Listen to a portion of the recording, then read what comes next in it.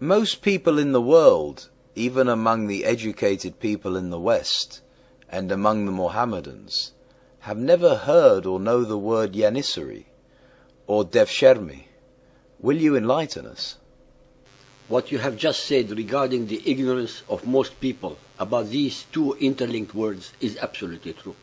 Before I answer your questions, I would like our listeners, so-called believers and unbelieving kuffar, to understand the root causes of any and all actions taken by Muhammadan Muslims. All measures, no matter how unjust, evil, immoral or hideous, that were and are still taken by the occupying Muhammadan Muslims against their subjugated peoples on 3 continents, are rooted firmly in the Sharia law based entirely on Muhammad's Quran or his Sunnah and their interpretations. Since they are perceived by Muhammadans as divinely sanctioned by Allah, they are then unchallengeable and eternal. All protestations by anyone to the contrary is null and void and is pure deception. The mostly ignorant humanity about the facts and reality of Muhammadan Islam are regularly misled by Muhammadans and their apologists, who invariably and for obvious reasons quote the earlier conciliatory Meccan verses of the Quran without ever pointing out those that abrogated them, unsikhu, by later hate-mongering, warmongering and racist verses that were allegedly revealed to Muhammad during his Medina period. Al-Baqarah 2.256. Let there be no compulsion in religion. Truth stands out clear from error. A beautiful and very just verse that is abrogated or overruled or made redundant and unenforceable by the following verses. Al-Tawbah 9.29. Fight those who believe not in Allah, nor the last day, nor hold that forbidden, which had been forbidden by Allah and His Apostle, nor acknowledge the religion of truth, Islam, even if they are of the people of the book, Christians and Jews, until they pay the jizya with willing submission and feel themselves humiliated. Al-Imran 3.85. If anyone desires a religion other than Islam, submission to Allah, never will it be accepted of him, and in the hereafter he will be in the ranks of those who have lost. There is obviously not even a shadow of ambiguity or doubt as to what these Medinan verses are directing the followers of Muhammad on how to treat and deal with the conquered Jews and Christians as well as others. Ahl al-Kitab, meaning the people of the book, are the subjugated Christians and Jews of the Muhammadan Muslim Empire, who henceforth are called dhimmis, meaning protected people. Ladies and gentlemen, the word dhimmi was made famous by the author Bat Ye'or in her monumental research, in her book Dhimmis and Dhimmitude, regarding the treatment meted out and is still being applied in this 21st century for the last 1400 years against Christians and Jews, as well later on as the empire expanded even further, included Zoroastrian Persians, Buddhists, and in very rare circumstances, even Hindus. The regurgitated Muhammadan myth of Islamic tolerance is as obscene as the Arab myth of the alleged golden age that the Christians and Jews supposedly lived under during their 700 years occupation of Andalusia, Spain. All the records that humanity has available based on Muhammadan Muslim reports, as well as eyewitness reports by writers under the Arab Empire, show how oppressive, retrograde and evil was the shadow of Muhammadan Islam wherever it cast itself, anywhere on the face of the earth. As true Muhammadan Muslims, the Ottoman Turks applied Sharia law to the full upon their conquered and subjugated peoples. I would like to remind you, ladies and gentlemen, that part and parcel of Sharia law was and is the Charter of Umar, as described in our chapter 26, that I must recite to you here because of its extreme relevance to the current subject and especially in the case of dhimmis. In the name of Allah, the Merciful and Compassionate, this is a letter to the servant of Allah, Umar, commander of the faithful, from the Christians of such and such a city. When you came against us, we asked you for safe conduct, aman, for ourselves, our descendants, our property, and the people of our community, and we undertake the following obligations towards you. We shall not build in our cities or their neighborhood, new monasteries, churches, convents, or monk cells, nor shall we repair by day or by night such of them as fall in ruins or are situated in the quarters of the Muslims. We shall keep our gates wide open for passerby and travelers. We shall give board and lodging to all Muslims who pass our way for 3 days.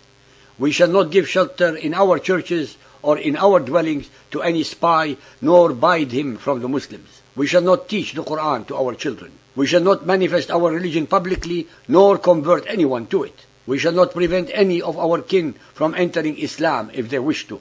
We shall show respect towards the Muslims, and we shall rise from our seats when they wish to sit. We shall not seek to resemble the Muslims by imitating any of their garments, their turban, footwear, or the parting of the hair.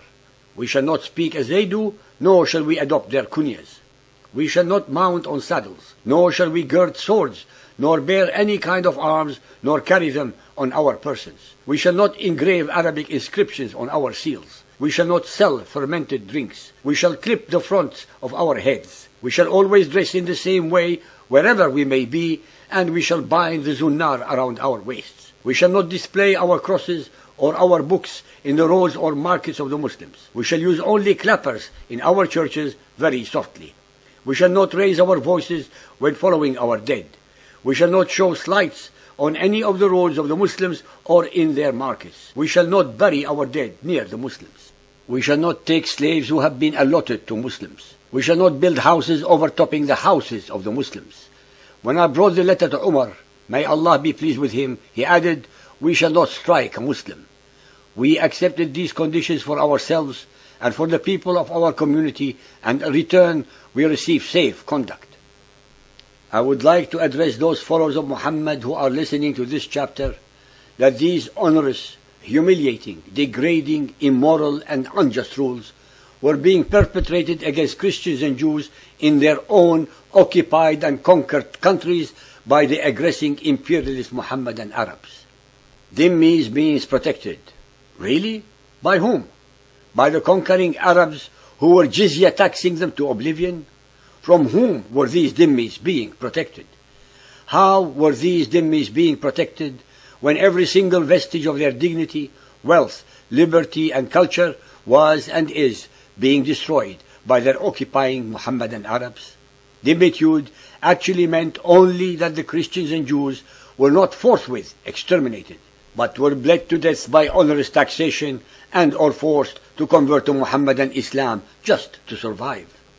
This is exactly how millions upon millions of the conquered and subjugated peoples ended up doing from Iraq to India, from Egypt to Spain, and from Armenia to Vienna. That is why there are over 1,400 million Mohammedans, not only because of natural increase, but most important of all, through forced mass conversions over the centuries to escape the burdens that Mohammedan Muslims imposed upon the conquered peoples. We look forward to some revealing answers from you so-called believers. For well over a millennium, across 3 continents, Asia, Africa and Europe, non-Muslims have experienced jihad war ideology and its ugly corollary institution, dhimmitude. Today, the debate among Muslim scholars regarding the theological correctness of lesser versus greater jihad are an insult to the memory of millions of non-Muslim victims, Christians, Jews, Zoroastrians, Hindus and Buddhists in countless wars of jihad. Thus far, with the typical Mohammedan Muslim mental state of denying any and all facts and reality, this brutal history has been completely denied and even celebrated as enlightened conquest and rule. Although they demand apologies from the West for their alleged imperialism, with astounding and unrivaled degree of hypocrisy and immorality, the Mohammedans offer none to any of their hundreds of millions of victims on 3 continents, but instead and in fact gloat over and glorify their misdeeds. In the history of Al-Tabari, Ta'rikh al-Rasul wal-Muluk, the renowned Mohammedan scholar's monumental historiography of the Arab-Muslim conquests, we read the recommendation given by Khalifa Umar ibn al-Khattab to the commander of the troops he sent to Al-Basra during the conquest of Iraq, 636 AD. Summon the people to Allah Those who respond to your call, accept it from them. This is to say, accept their conversion as genuine and refrain from fighting them. But those who refuse must pay the poll tax jizya out of humiliation and lowliness. Al-Tawbah 9.29.